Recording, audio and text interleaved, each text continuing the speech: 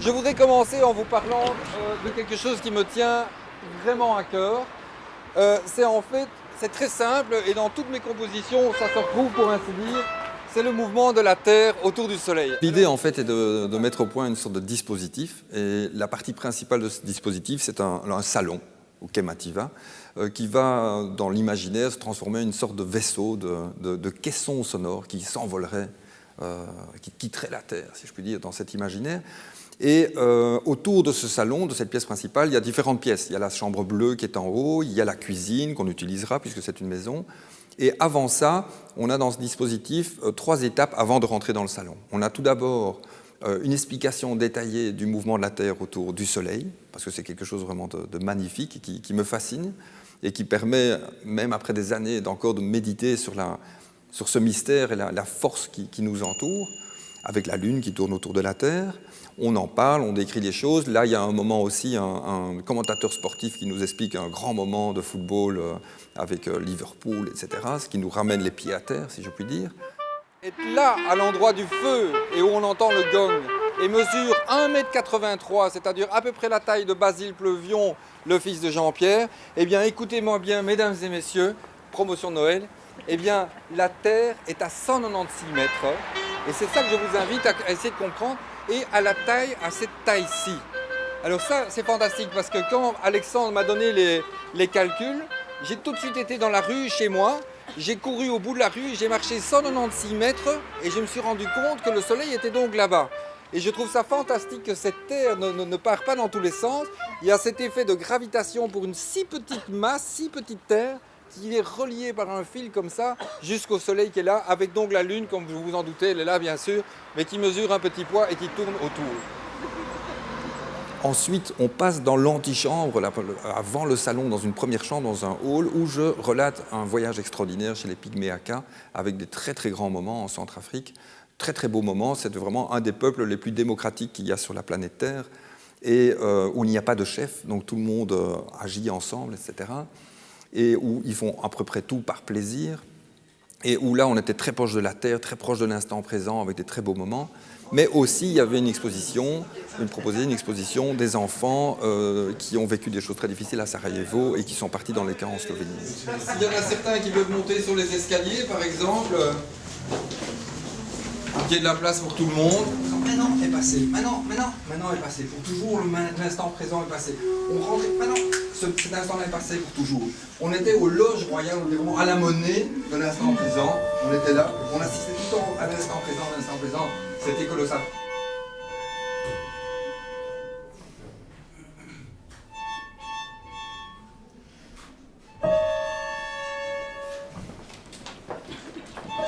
Ensuite, on rentre dans le salon.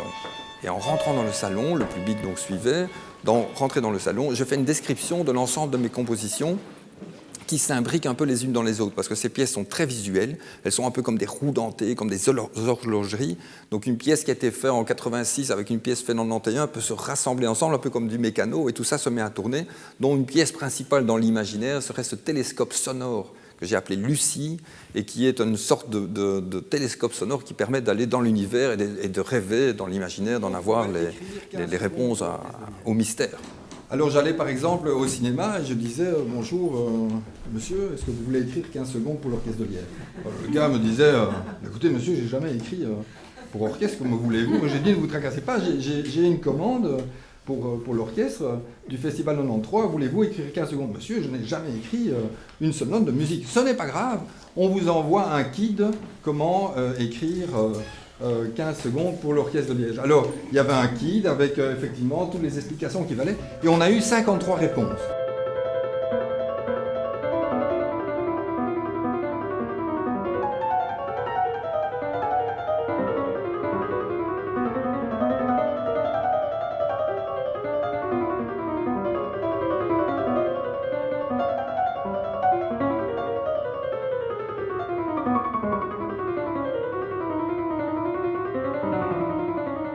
choses se mettent en route. On a à ce moment-là une pièce de musique avec un déferlement de notes qui s'appelle Slice, en version musique électronique, mais cohabite dans ce même salon une pièce pour violoncelle qui est en fait un questionnement sur d'où vient le vent.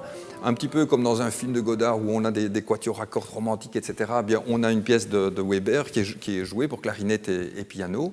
Alors dans les autres pièces, dans la cuisine, on a une suite de 12 événements très rapides, chaque fois de 4 minutes chacune, qui permettent d'avoir un déferlement là aussi d'univers très différents, comme des panoramiques différents, comme ces jeux qu'on avait quand on était enfant, on appuyait sur et on voyait des petites images qui tournaient.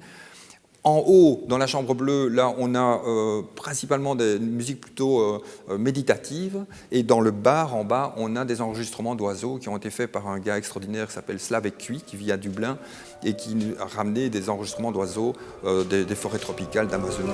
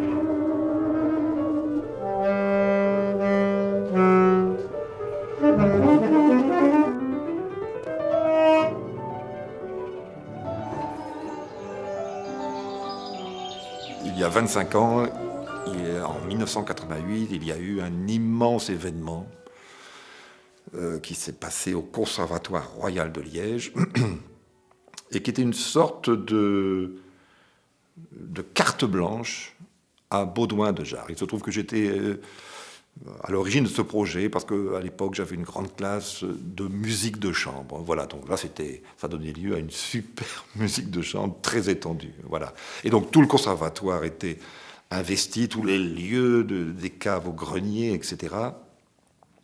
Et l'événement fut fantastique, voilà, mais vraiment énorme même, hors des sentiers battus, etc. Et la grande tristesse, c'est que cet événement n'a pas été filmé, il n'y a pas de traces. Alors, l'idée, c'était en réduction, de refaire cet événement. Voilà. Alors, pourquoi Tragic Circus ? Il me semble que Baudouin est quelqu'un qui est en prise directe sur le monde, si vous voulez, qui n'est pas dans une sorte de continuité de l'histoire de la musique. Voilà. Et être en prise direct sur le monde, ça veut dire quoi ? Ça peut vouloir dire que l'art doit être un reflet de la vie, au fond, hein, et que Tragic Circus illustre peut-être, hélas, notre monde. C'est à la fois un cirque, mais tragique. Voilà, donc c'était ça l'idée.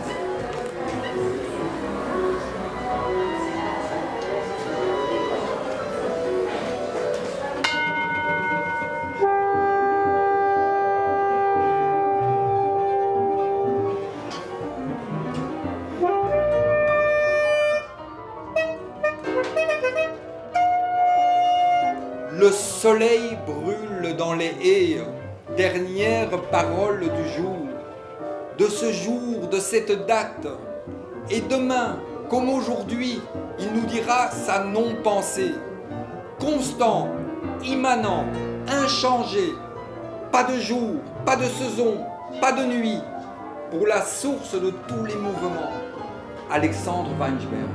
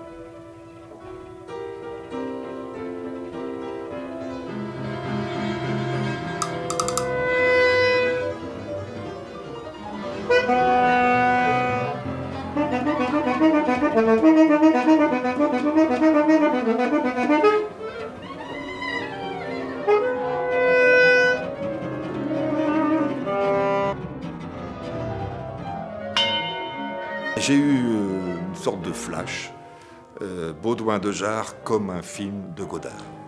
Et Baudouin de Jars est quelqu'un qui a un univers tout à fait particulier, qui ne se contente pas de ficeler sa composition pour tel ou tel instrument. Il est sollicité par d'autres disciplines, il les sollicite lui-même. Et il me semblait que Godard, c'était la même chose. Donc il a rompu avec les scénarios linéaires, l'histoire, le suspense, etc. Il place des inserts de citations philosophiques, etc. Et donc je me suis dit, ben voilà, c'est un peu la ligne directrice de notre salon, Mativa, d'entremêler les disciplines. Et la veille de l'événement Tragic Circus, il y a eu une présentation par un professeur de philosophie de l'université qui s'appelle Julien Pierron, qui a exposé succinctement, mais quand même c'était très éclairant, l'univers de Godard.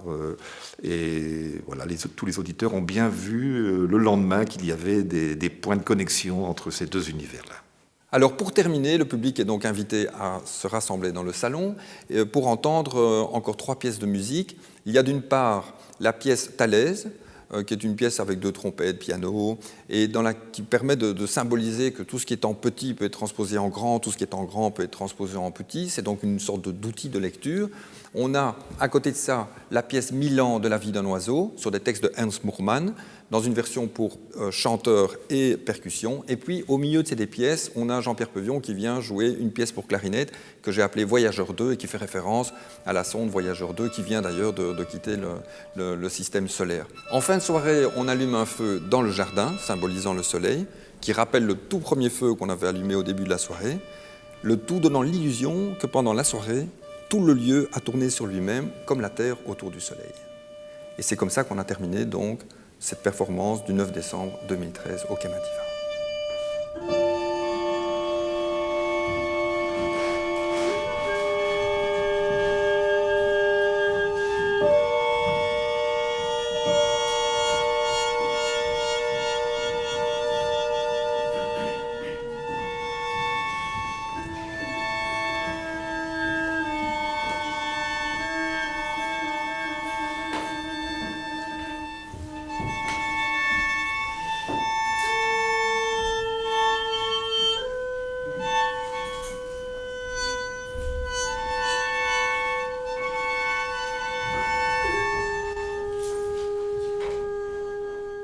Triangles au ciel, traversés de brumes, permettent aux oiseaux sans mémoire de se partager la nuit. Je suis l'ours bleu du ciel. Pour connaître la fin de l'histoire, il n'a que d'observer la position des lèvres. Quand elles prononcent le mot crime, nous mourrons d'ennui. À manger notre pain sans nicotine pour échapper au désastre, il faut se tatouer sur le cœur l'amitié rare et sa forme d'orage. L'amour. Un enfant est rentré dans l'univers. La terre cogne son ventre. Imaginez la taille de cet enfant, la taille de son cœur. On n'avait jamais vu autant de détails ni de cellules dans un œil qui fait des milliers de kilomètres de long.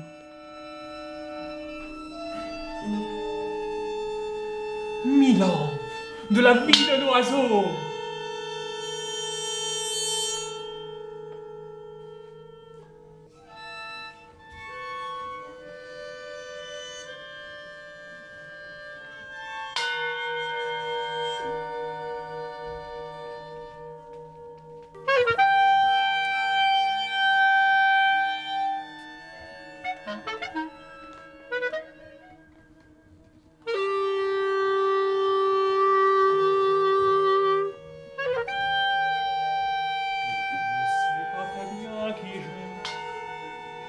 Les questions dans le ciel restent indiscrètes et tout le monde a l'air si pressé ici. Si la Terre de 1,5 cm est à 1,96 m d'un soleil de 1,80 m, la sonde Voyager 1 est à 25 km du soleil.